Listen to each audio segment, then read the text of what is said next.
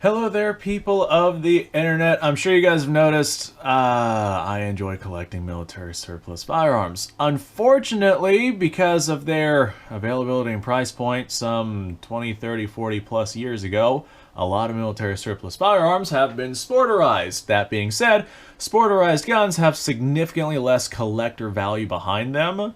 So with that loss of collector value, you lose, well, value. And so you can pick up military surplus guns that have been sporterized for a lot less money than you would be able to pick up like an actual intact, historically correct version of said rifle or firearm, whatever it is that you're going after. And in the collector community, there's a lot of talk about how people will get a cheaper surplus gun and then get what they need to unsporterize it so they can have, the whole firearm for, well, sometimes less money and sometimes it's the same amount of money. Sometimes it's even more money to unsporterize a gun. So there's a lot of talk and debate as to whether or not unsporterizing a military surplus gun is going to be a good way to go to try to return it to its original configuration. So I want to go ahead and throw my 2 cents in on this topic. I think I've actually done videos on this before, but I got a lot of new viewers on the channel, and this is something that's just been on my mind. So I'm going to go ahead and talk about it. Whenever it comes to unsporterizing military surplus guns, some military surplus guns are way more worth it than others, and some you literally cannot unsporterize. This right here is an example of something that I literally cannot unsporterize. This is a M96. This is a Swedish Mauser chambered in 6.5. If we look here at the scope, we can actually see the remains of those Mauser markings on the Mauser receiver.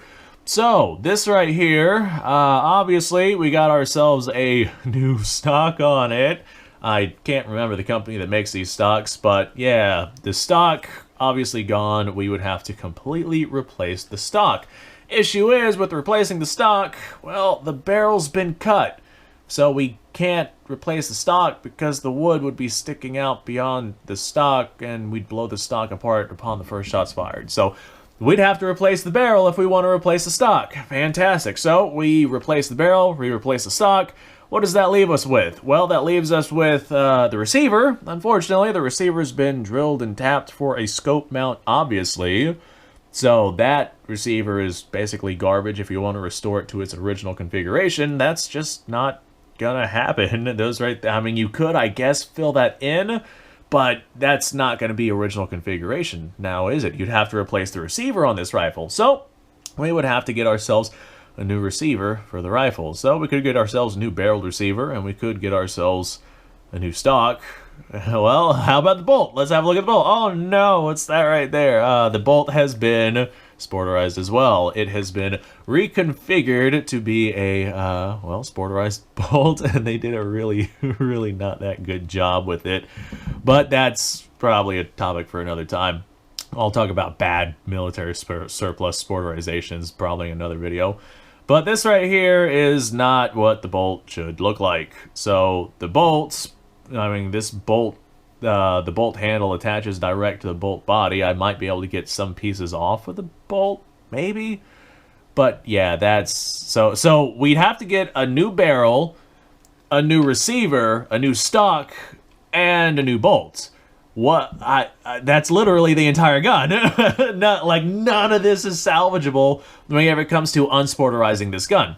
That's one of the reasons why I got this gun, because it literally could not be salvaged. I got it at a pretty decent price, and I wanted something chambered in 6.5 Swede. This is the only rifle I have chambered in 6.5 Swede. I'd love to get myself an M95 or an M96 that is not sporterized. That would be really nice to have. Although I do like this rifle. This is a really nice rifle. It's gorgeous for what it's worth. The one thing I don't like is that bolt handle.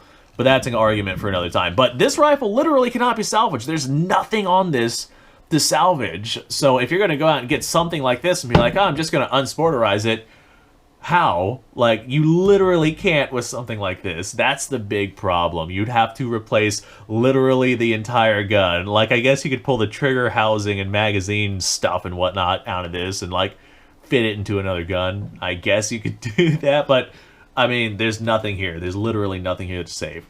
Now, if we compare something like this to something that is worth sporterizing. This right here is my, or unsporterizing. This right here is my Type 38 Arasaka.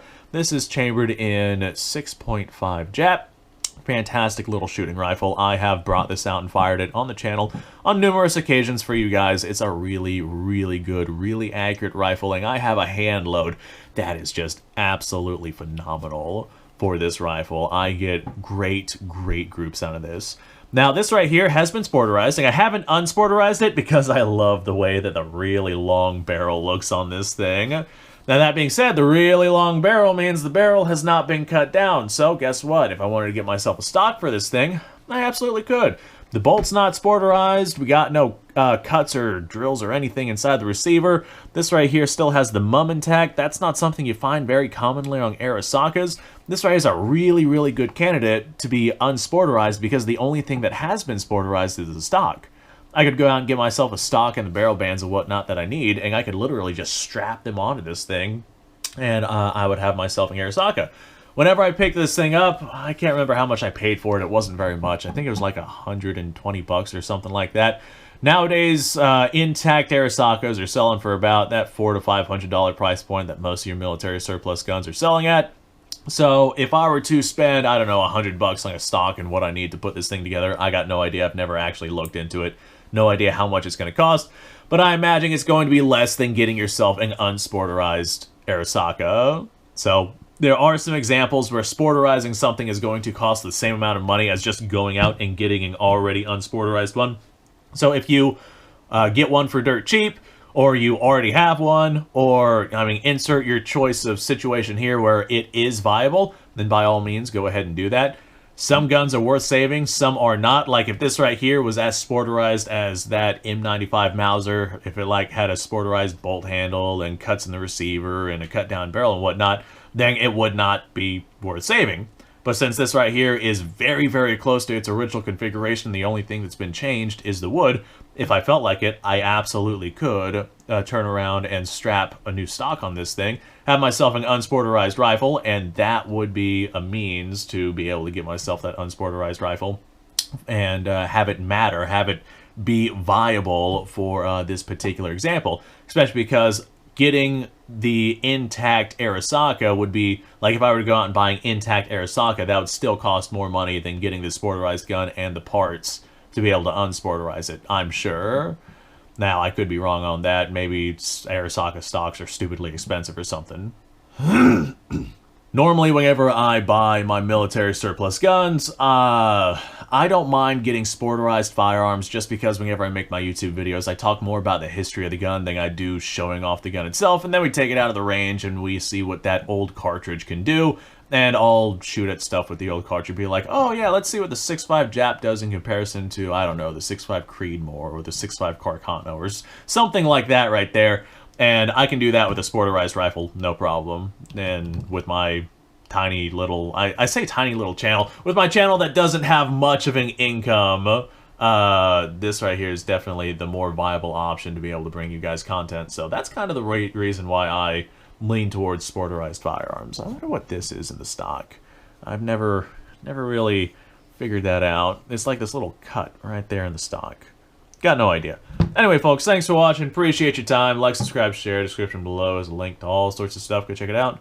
You guys go off, have yourself a fantastic day, and I'll see you all in the next episode.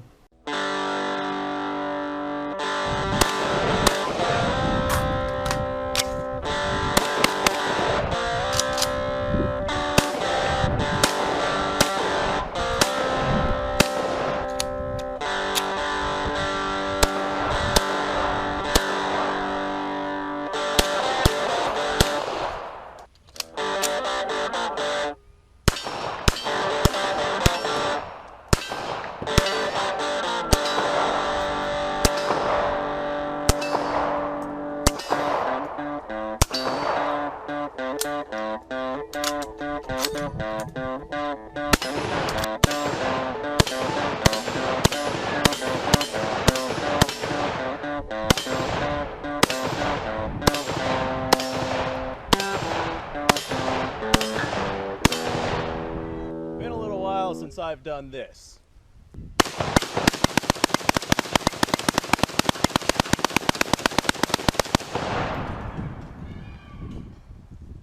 Bonnie and Clyde be damned. The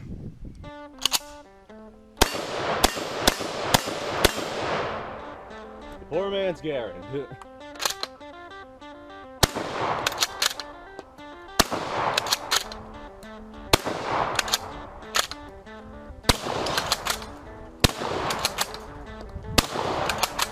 It's a shame that bolt-action shotguns aren't more mainstream.